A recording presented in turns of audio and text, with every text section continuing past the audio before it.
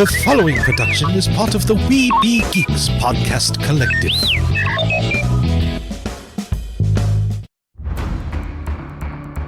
From days long ago, from uncharted regions of the universe, comes a legend.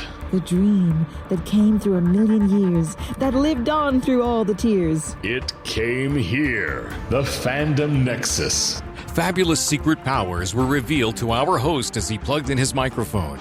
I have a podcast!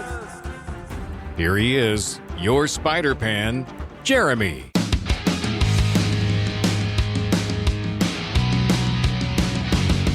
Yes, it's me. Hello, I am back again for some more fun this week. This almost feels like an extension. I feel like a natural extension for what we did last week.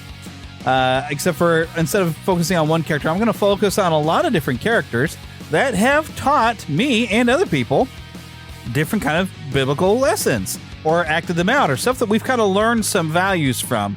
I kind of thought this would be interesting, and I put this question out into our Facebook group and our Facebook fan page, also a few other groups, and got some responses from some people about different fictional characters that have had some sort of lasting impact on their lives and taught them something. And I thought it'd be very interesting, of course, to get into all of that. I thought Philip was going to be able to join me. I have not been able to reach him, and I needed to get started, so flying solo once again. But we're going to have a lot of fun. I've got a little bit of news and a couple of trailers today that we'll get into, and some kind of unexpected news. Something that was kind of odd, and maybe you've heard some of this week, but I don't know. But let's get into this here. It's about time. I figure we'll just turn the corner right quick and jump into some news.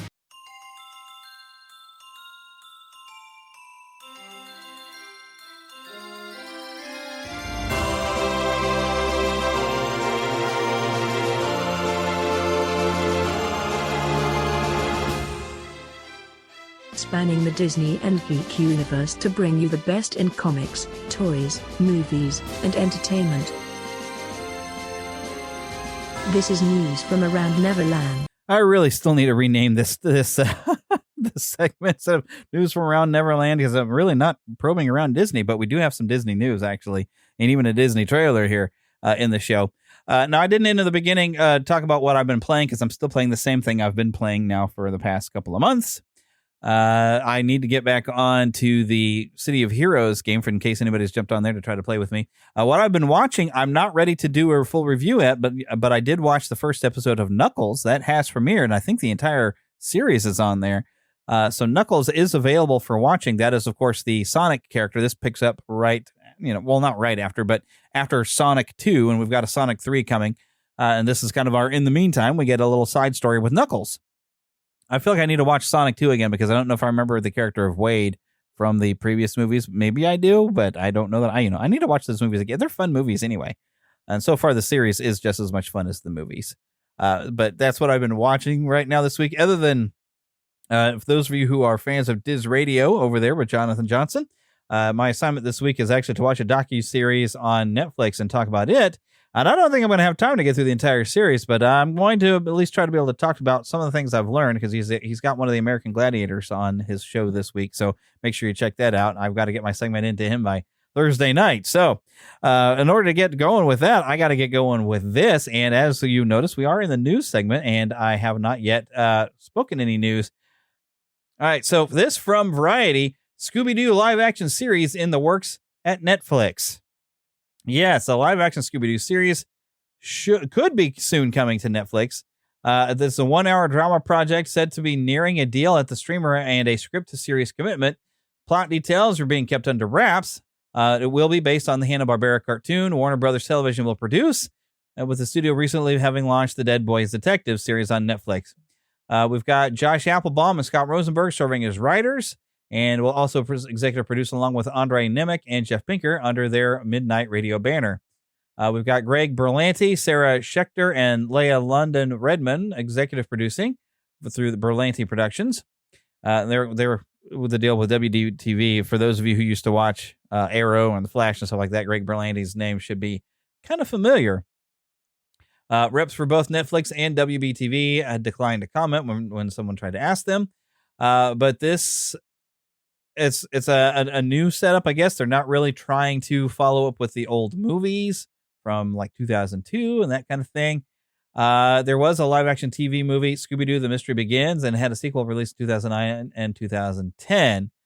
There's been a wide range of Scooby-Doo animated projects over the year, including actually this Mindy Kaling voiced Velma series, which people have been laughing about how the second, like they were surprised the second season even happened, but the second season wraps it up by in a very ridiculous way. We'll just say that. I don't want to spoil it in case you're trying to watch it, but I'm not watching it, but I thought it was hilarious what they did because from what I've read and seen of it, I'm not going to watch it. So the odd thing is like I have not enjoyed really anything Warner Brothers has done with the Hanna-Barbera characters myself. Something is like the magic of the characters isn't there.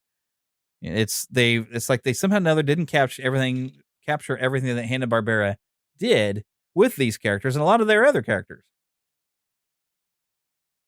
Somehow or another, it's just not clicking. And I don't know what they're getting wrong, but I watched the first Scooby-Doo live action movie. I was all excited for it. Did not like it. Didn't bother watching the second one, and I haven't really watched anything since. I've tried to watch some of the new cartoons that come around, but somehow or another, they just don't capture what that original series was like and what I grew up with even in the 80s before Warner Brothers bought them out. So it's going to take a lot for me to think that I want to give this a try. Something else, though, that's very interesting. So we've heard very little about Tron Ares, other than it is moving along. But 74-year-old actor Jeff Bridges has made some comments that he's going to be appearing even in this one. This is Jared Leto starring in this one. There's some imagery I had seen where someone else, I cannot think of the Cameron Monaghan. There we go. Cameron Monaghan is also in there. We've also got Greta Lee, Evan Peters, Hassan Minhaj, Jodie Turner-Smith, Arturo Castro, and Gillian Anderson are supposed to be popping up in this. Some of the characters will don striking new red light suits. And according to the synopsis for the movie, it is to tell the story of a highly sophisticated program, Ares, who is sent from the digital world into the real world on a dangerous mission, marking humankind's first encounter with AI beings. The thing is, Tron Legacy had an AI character who came out of the world, and I don't know if they really explained how that's supposed to work. Well, heck, it's a weird bit of science fiction that Flynn got himself digitized into the system and then back out again anyway. But we had an AI character who got out of the grid and into the real world.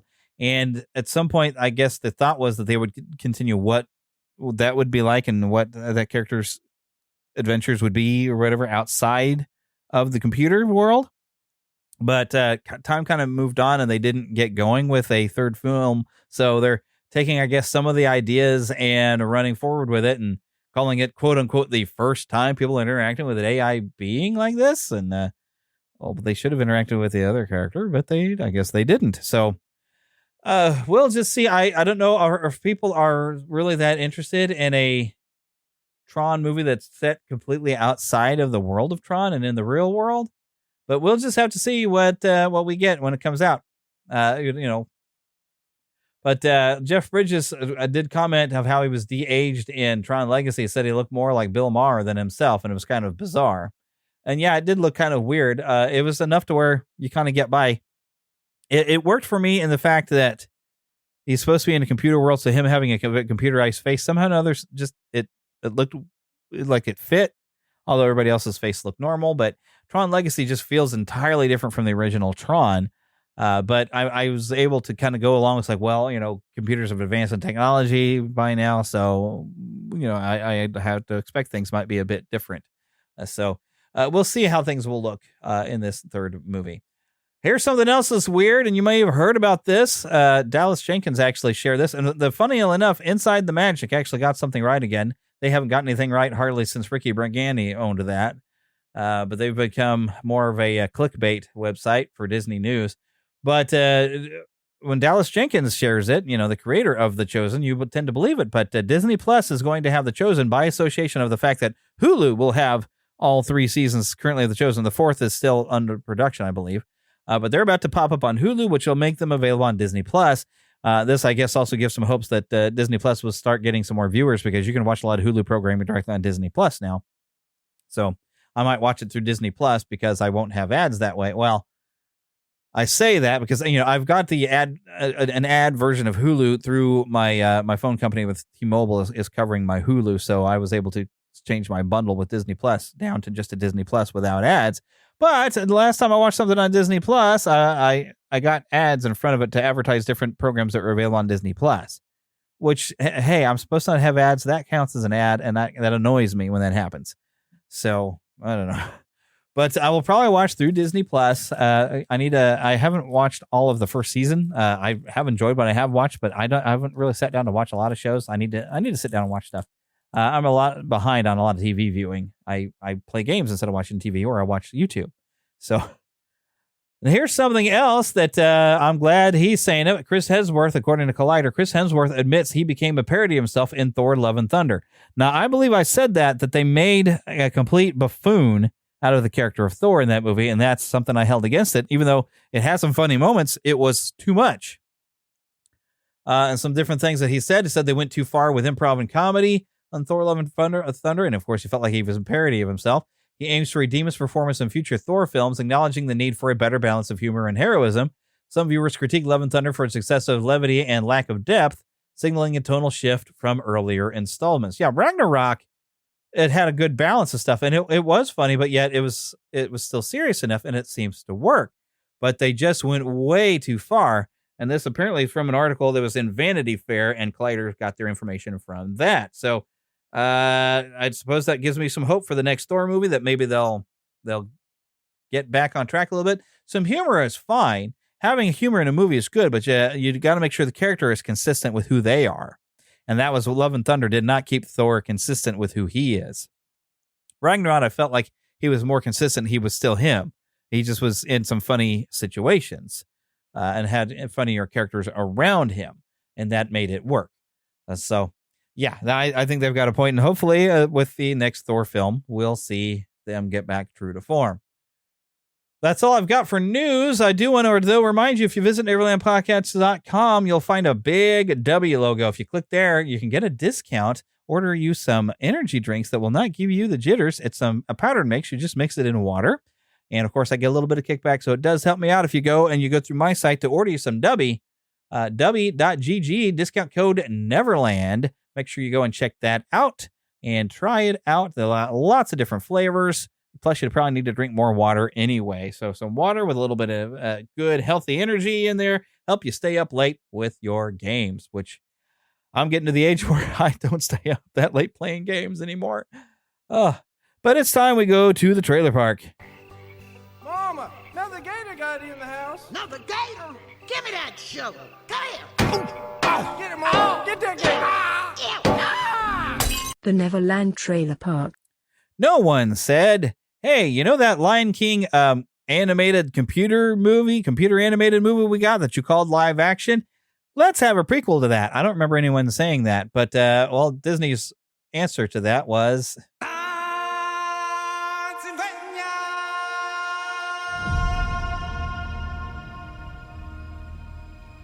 This story begins far beyond the mountains and the shadows.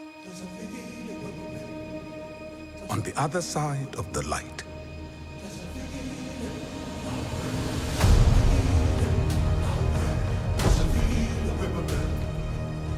A lion was born without a drop of nobility in his blood. A lion who would change our lives forever. Mufasa.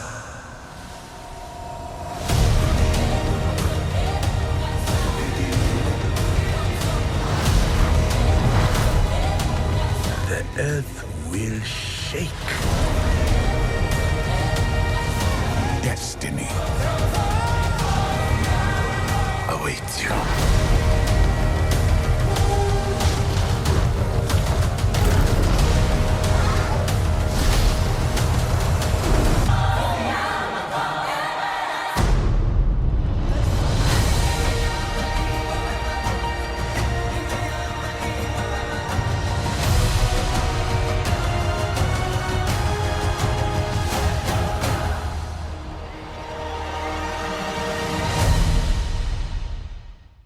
So, Mufasa the Lion King enlists Rafiki to relay the legend of Mufasa to young lion cub Kiara, daughter of Simba and Nala, with Timon and Pumbaa. Wait, what? With Timon and Pumbaa lending their signature stick. Okay, so told in flashbacks, the story introduces Mufasa as an orphan cub, lost and alone until he meets a sympathetic lion named Taka, the heir to a royal bloodline. The chance meeting sets in motion an expansive journey of the extraordinary group of misfits searching for their destiny. Their bonds will be tested as they work together to evade a threatening and deadly foe. I guess they're saying the movie enlists Rafiki. That was a very strange way for them to write a sentence, right? It just doesn't make sense. This is coming to theaters December 20th. About the same time I think they're going to have a Moana sequel out there.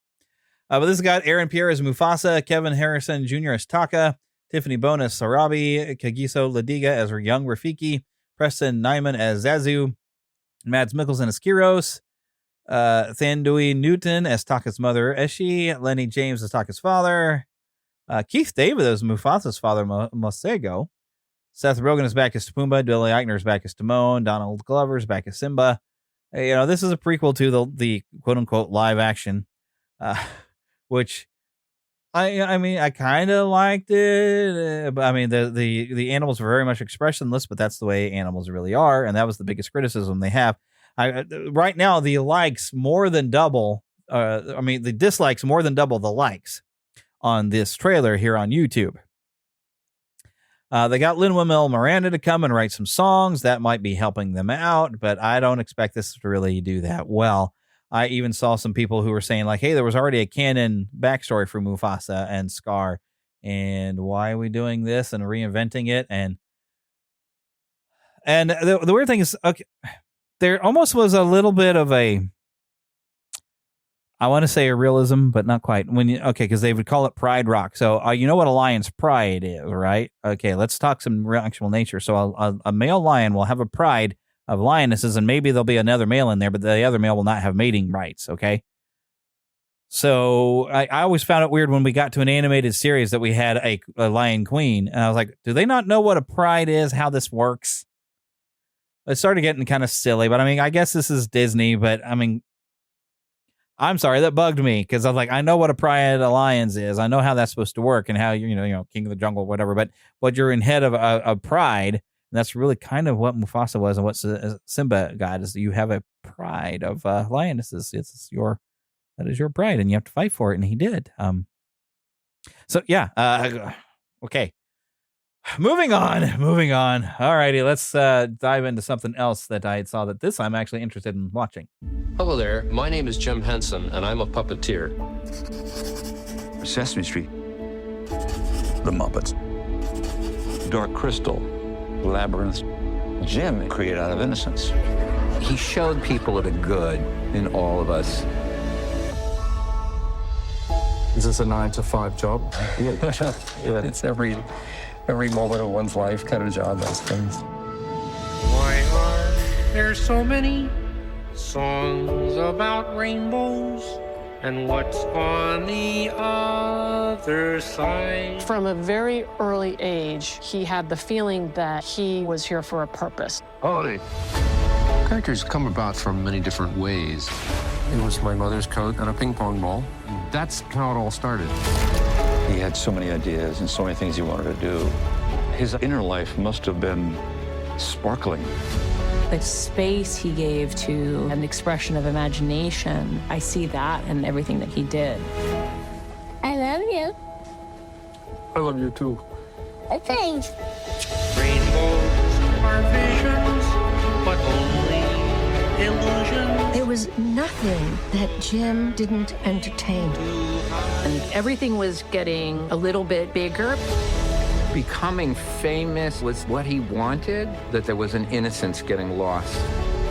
Was going to impact his relationship with us and everything, and that was complex. He wanted to do more than is humanly possible. That idea that time could run out was just unthinkable.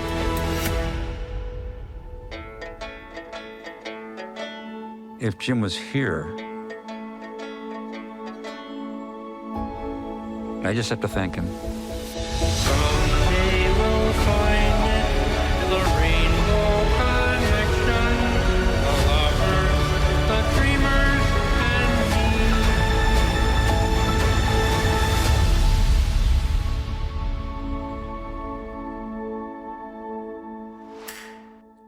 Jim Henson, Idea Man, starts streaming on May 31st from filmmaker Ron Howard. This takes us into the mind of a singular creative visionary from his early years puppeteering on local television to worldwide success of Sesame Street, The Muppet Show, and beyond. Featuring unprecedented access to Jim's personal archives, Howard brings us a fascinating and insightful look at a complex man whose boundless imagination inspired the world. I am looking forward to checking this out. I definitely want to see this. Jim Henson's one of these great creative people like Stan Lee and Walt Disney and Jim Henson. Those are people I love their creations. I love what they've done. There is something else that is a bit kind of almost news. This just came out today, but there is a trailer with it. This isn't a movie, though. This is a game. There is a Funko game where imagine, and I guess this would be similar to the Lego Dimensions and maybe a little bit Disney Infinity, where you have multiple worlds that they can bring together. It's called Funko Fusion, and they worked with NBC Universal, so a lot of Universal film properties and probably some television properties, all being brought together with Funko Pop's characters, which you get to play in an adventure. And imagine being in the worlds of Back to the Future and Jaws and all kinds of different stuff. But the reveal trailer came out today. I don't remember if there was any dialogue when I watched this earlier, but here you go. Here's some audio.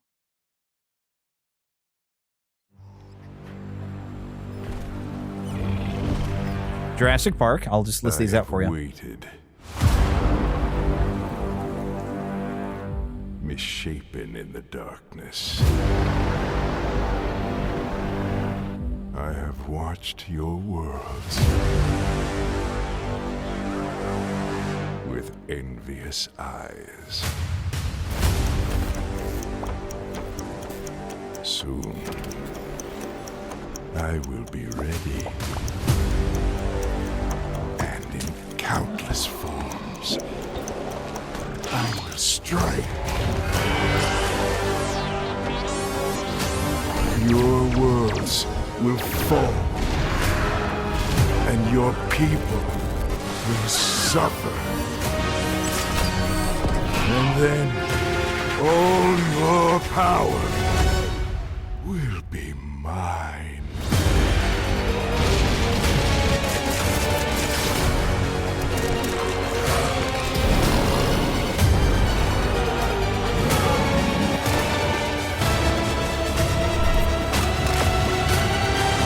So get ready, Freddy.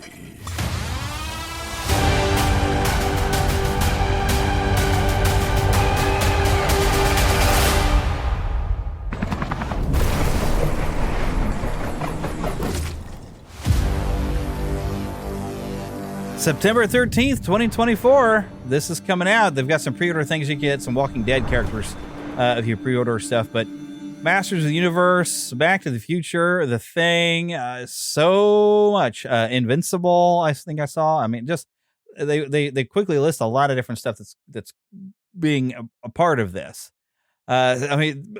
Just nearly anything you could think of that NBC and Universal own, or NBC Universal as one company own, that Funko has made toys of, is coming around, like Megan, Xena Warrior Princess, Hot Fuzz, Nope, Five Nights at Freddy's, just everything, a lot of different stuff listed here. Shaun of the Dead, Chucky, Battlestar Galactica, The Umbrella Academy, a lot of stuff. And so that just sounds ridiculously and fun. Even they got a picture of from The Mummy with Brendan Fraser, and they've got a pop here of Brendan Fraser they got photos of.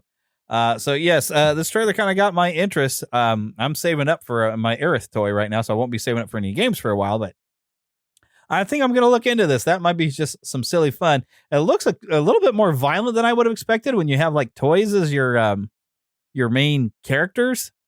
There's a bit where a helicopter blade goes plowing right into somebody's head, and there's even shots where beheaded Funko Pops and there's like blood on the ground. So it seems a little strange that they've gone that direction, that violent. So we'll see what it's like when the finished product comes out. Either way, I'm actually quite interested in checking this out. Okay, so now it's time to take a quick break for a couple of ads before we dive into our main content. So stick around. We'll be right back after the break.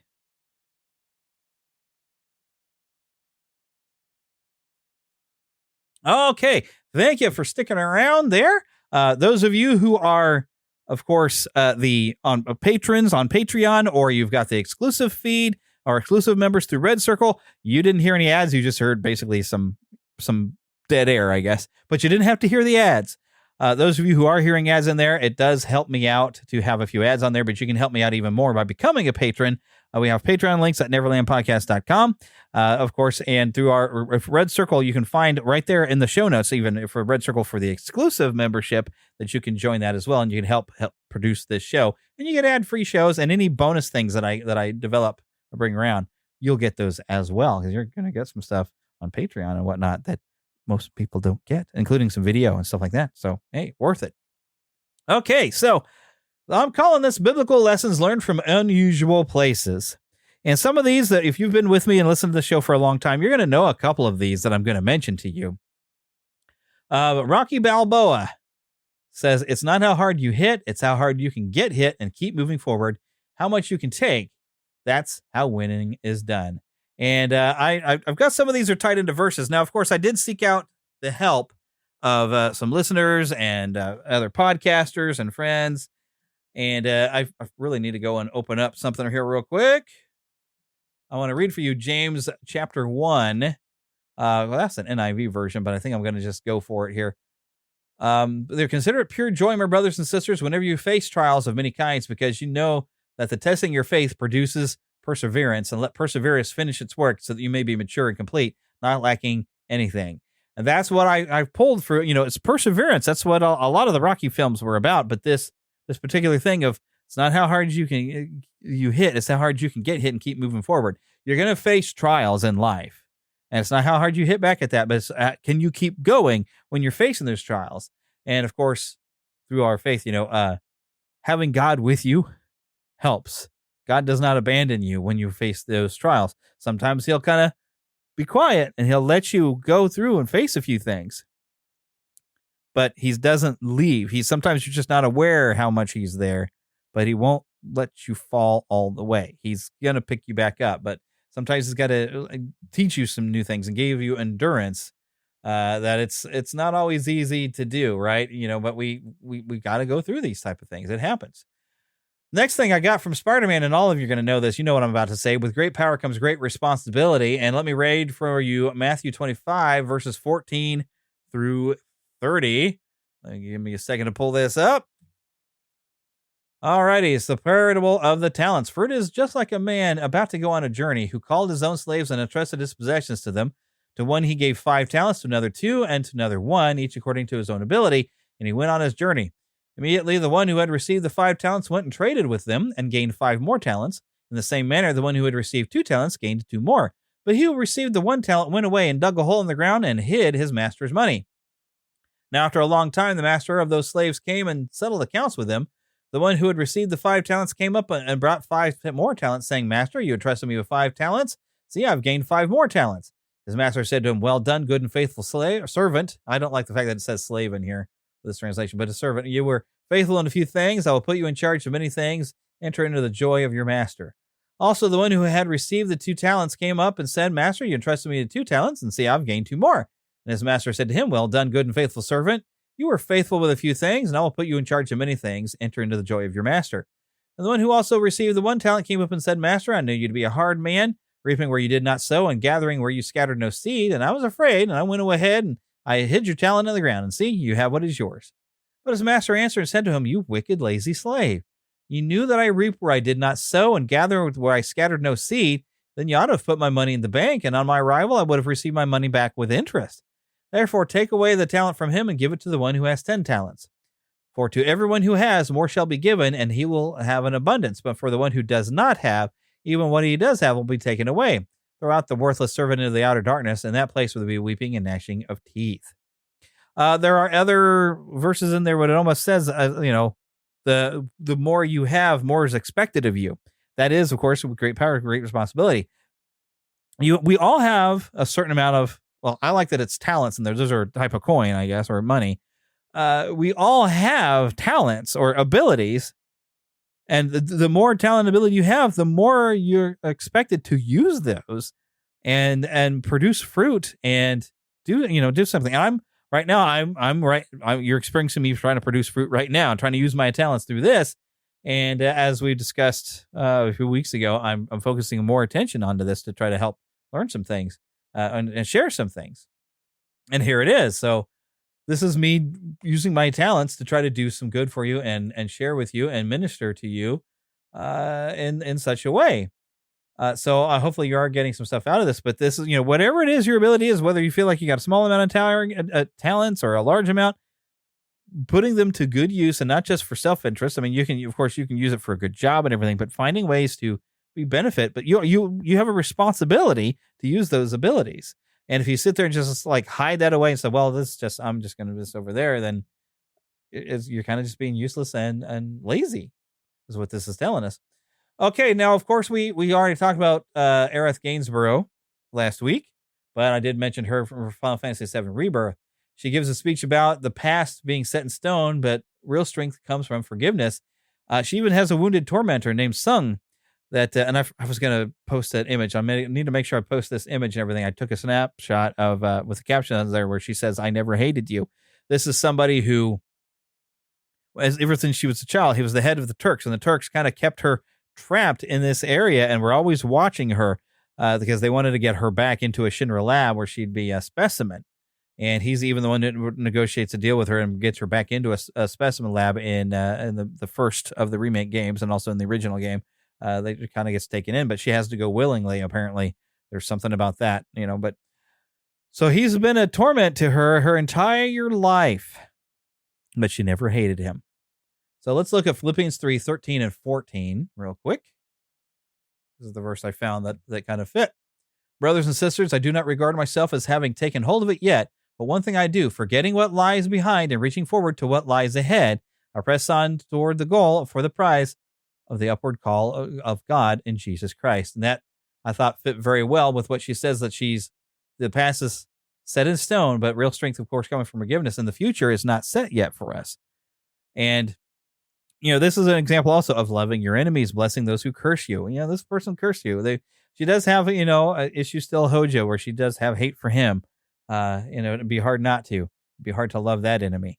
But she even when you're in combat, she even says with certain enemies, like, "Sorry, but I gotta." She's got little sayings like that. It's like she doesn't want to have to do what she's got to do, but she's got to keep pressing forward and defeat various monsters with the rest of the party. But you keep pressing on through the future. It almost ties into a little bit of how hard you can get hit and keep moving forward. And she does that. She gets hit hard, but she keeps moving forward, and she doesn't let the past dwell on. She forgives those who wronged her in the past so she can move on, because holding on to the bitterness it hurts you, and it doesn't hurt the person that you're holding the bitterness against. So it's better to forgive. Okay. Andy Griffith had a lot of example. I wanted to have Philip on. I bet she would have told me different things. So Andy Griffith show always has some stuff. I think we talked about that a long time ago. But some of the stuff I've got from outside, T.A. Flatland sent me a scene from Minority Report. And here's what they said on the Facebook comment. Said the scene in Minority Report with Tom Cruise where he has to rely on Agatha, one of the precogs, to get away from trouble. It mirrors relying on God when we were asked to do things we don't understand. And I actually just went through this in Judges today with the Daily Audio Bible, the story of Gideon. He's got quite a foe that God calls him to go and like the Midianites and Amalekites. He's got to go and fight them. And he starts out with like 10,000 men. And it has reduce, and even like ridiculous ways to reduce, like take your guy, anybody who wants to go home, just let them go home, and then takes them to a river. God's telling him, all right, go and watch the way they drink. The ones who are lapping it up kind of like a dog, we'll keep them. And he only ends up with 300 men to go up to a fight. And it doesn't make any sense whatsoever to do any of this, but God had a plan, and they got the victory. And it's God who got the victory, and you couldn't blame it on having superior numbers. It was only 300. And even Joshua, with the Battle of Jericho, he's marching around Jericho for days, just marching around it. It seems completely and utterly ridiculous, but it had purpose, and God was getting the glory, and God gave them victory. And this scene in Minority Report, he's fleeing the people that are coming after him because he's popped up. And Minority Report is basically, I haven't watched it. I need to probably watch it. It's science fiction where they can predict that you're going to commit a crime and they're going to arrest you before you do it. So Tom Cruise's character is suddenly now being hunted by these people, and he's got a precognitive character, which the precogs are the ones, I guess, that determine that you're going to do a crime, is telling him ridiculous stuff like, oh, yeah, give money to this homeless person and hold on to this balloon and wait here. And it all you get to see, at first it seems ridiculous, but then you start seeing how the weird things he's doing is actually helping him escape and be protected and not spotted by the people hunting him. And that's, I don't have specific verses in this, but this is something we've just learned in life. There's a lot of stuff. Well, I mean, I have stories I just told you about, but God frequently does stuff that doesn't make sense to us, but his ways are not our ways. And we sometimes when we come out the other side, we see what's going on. There's a lot of stuff I still don't understand that I think I've told you all many times. I take a sample out of the Chronicles of Narnia with a horse and his boy. I want to have that conversation where I want to sit in God's lap and just ask him, well, I want to see my life through your eyes and your perspective and see what it is that I couldn't understand. I want to see all that and understand all the different things going on. Okay, well, in between getting different comments, I started thinking of other examples from Lord of the Rings. Sam to Frodo when he says, I can't carry it for you, but I can carry you. We're told in the Bible to bear one another's burdens. Within, of course, your Christian brotherhoods and sisters. And that's part of like going to a regular church and having other people that you can go to, have those people that you can go to that help carry the burden. And a cord of three, what is the line here? It's not easily broken. Standing together, don't go face everything alone. That's a really good example right there. Also, I wrote down He-Man and Superman. They're more powerful than anyone that's around them, but they don't use that power to rule over, but they use it to serve and to rescue and to help. And they know where their power comes from. He-Man, of course, calls on the power of Grayskull and gets it. And Superman, of course, he's almost like a solar battery. He absorbs the sun's rays, and our yellow sun is what fuels the powers with how his body was, his body mass is. And but this is very similar to like Jesus, the suffering servant. He's God. And yet we see him washing the feet of his disciples, and he's trying to teach them and being the servant of all, even to the servant willing to go to the cross and die. And so that's He-Man and Superman are willing to put their lives on the line to protect the people and to serve the people and to rescue. And because Superman doesn't seem like he risks death, but he has. Well, I guess he was more swooned than died. If you go and read the death of Superman, you find out that he just really needed to have a chance to heal up from all that had happened to him.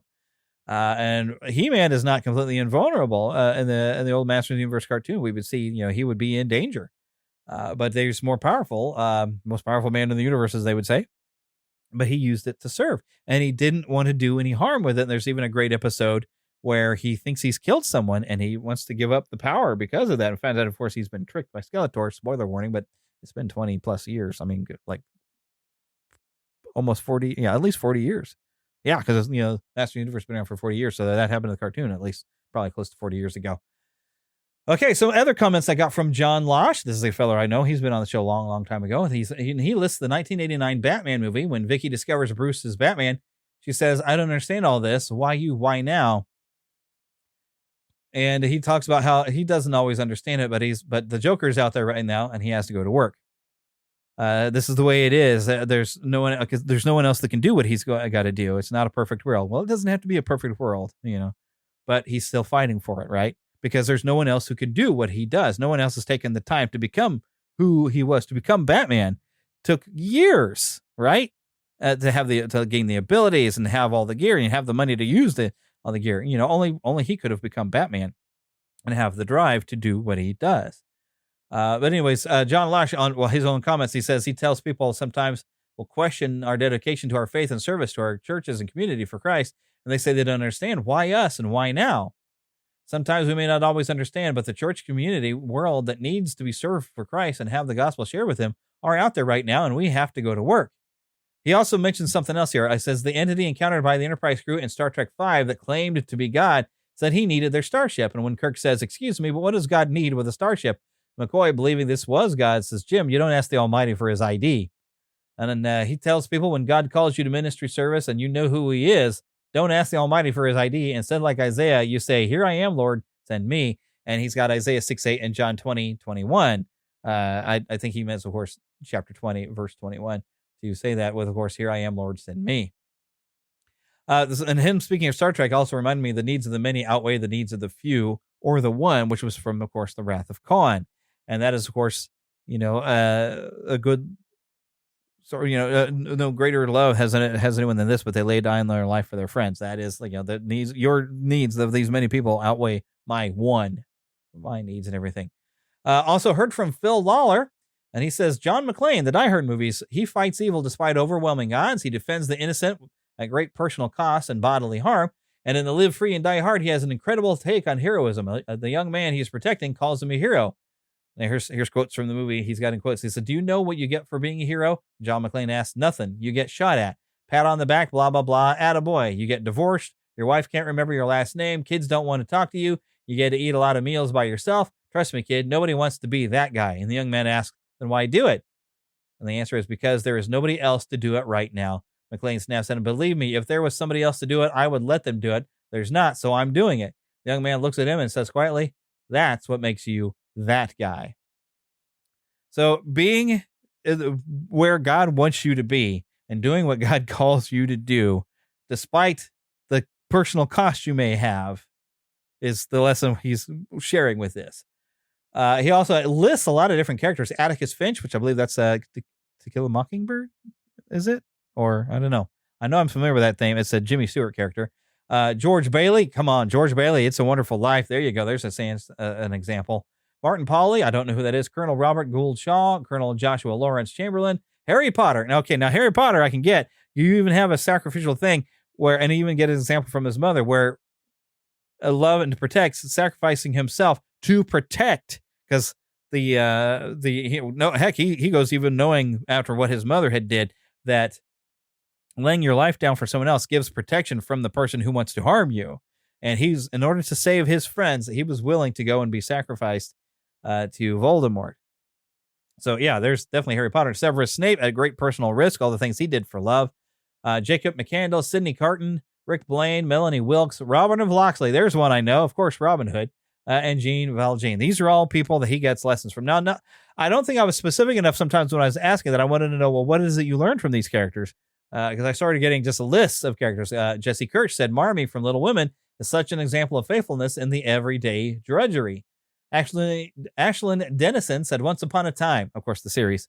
The entire show is about how just because the world pulls you down, you don't have to conform to it. And we're told in the Bible, do not be conformed to this world, but be transformed by the renewing of your mind. Alice George says, a lot of classic literature shows redemption. Off the top of my head, Crime and Punishment, Silas Marner, Les Miserables. I think I've seen Les Miserables, and he redeems a lot of different people.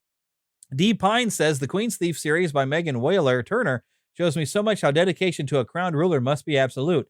I don't get to call God my king and not act like he is actually the ruler. There are consequences for not obeying the crowned ruler. And in this series, the gods do actually interact with the lead, or they interact with and lead their faithful followers, though most of the people don't believe they exist anymore. It's a favorite series of mine, and I love the lessons taught, even if they were never intended. Parker Hankins says, all the characters of the Baker Family Adventure series, they learn so many difficult things that bring points to mainly biblical truths and values. I have no idea what the Baker Family Adventure series is. Elizabeth Edmondson said, Sir Percy from the Scarlet Pimpernel is a kind of type of Christ. She sees some Christ-like examples, and yeah, he is very sacrificial. I have read the Scarlet Pimpernel, and you got Percy who acts very foppish and useless in his regular life in England, and doesn't reveal who he actually does and the great risk he does trying to save lives during the French Revolution. And there's a great bit that I did remember, and I was talking to her about this on Facebook, of where his wife, who he adores, she thinks he's useless. But she goes into a place, and he kisses literally where her feet had walked into the place. He loves her dearly, but can't reveal who he is, although she goes chasing after him as the Scarlet Pimpernel, not knowing that's what she's doing, that it's him. So it's a very good book. I did listen to the audiobook of the second one and enjoyed that as well. But yeah, risking personal safety to save lives. But that's all I've got for you this week. So I hope you've enjoyed that. I hope you got a few lessons, and maybe you thought of a few characters that have taught you something. If so, please feel free to send us an email, podcast@neverlandpodcast.com. say something on our Facebook group where I posted this episode. You go and post something, maybe some characters that taught you some different things. I want to remind you about Podgagement. Podgagement, of course, if you happen to have a podcast, you want to be able to get reviews from wherever they've come from, wherever around the world. Podgagement is your way. You can get them sent right to your email. That also gives you methods for people to leave you reviews, which, hey, leave some reviews. You can find links right there like that on neverlandpodcast.com to leave us some reviews. We do need some. We haven't had any reviews in a while. All right, we want to thank Karen Kennedy, Ricky Pope of Christian Nerds Unite, and Darren Wilhite of the Wilhite Wall Show for helping me out with the show's introduction. I already mentioned, of course, our podcast. We also are on X or Twitter.com at NeverlandPcast. Facebook, we have a fan page and a group. You can interact more with the group, so I do recommend it. And, of course, you can join the Neverlanders at NeverlandPodcast.com. Choose yourself a nickname and join the Lost Boys or Pixies. Why do we have Pixies and not Lost Girls? Because girls are too clever. They don't get lost. Don't forget, of course, join the Patreon, patreon.com/Neverland Podcast. That is where you can start getting an exclusive feed for you that gets you all those exclusive audios, and you don't have to hear the ads in the middle of the show, at the beginning of the show, at the end of the show. You won't have them pop up at all. You'll get your own feed. You can even do that if you become an exclusive member through Red Circle, which you will find that link, of course, in the show notes. All right, but that's all I have for you for this week. Make sure you check out Diz Radio this week. I'm hoping I'm going to get my segment done for that show by Thursday and have that in, and you'll hear that very soon. But until then, get lost in an adventure. See you next time.